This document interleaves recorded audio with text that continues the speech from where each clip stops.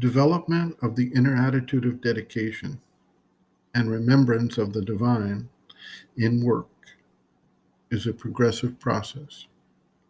Initially, most people are unable to actively keep the focus and remembrance while concurrently concentrating on the work at hand.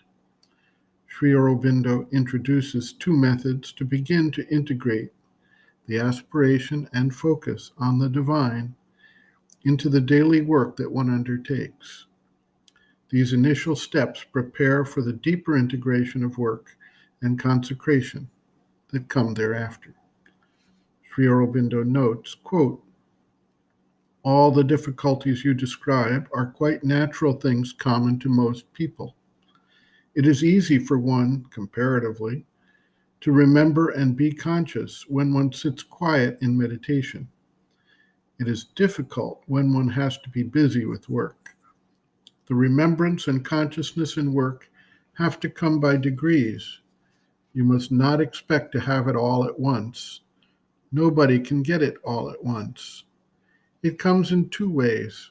First, if one practices remembering the mother and offering the work to her each time one does something, not all the time one is doing, but at the beginning or whenever one can remember, then that slowly becomes easy and habitual to the nature. Secondly, by the meditation, an inner consciousness begins to develop, which, after a time, not at once or suddenly, becomes more and more automatically permanent. One feels this as a separate consciousness from that outer which works. At first, this separate consciousness is not felt when one is working, but as soon as the work stops, one feels it was there all the time watching from behind.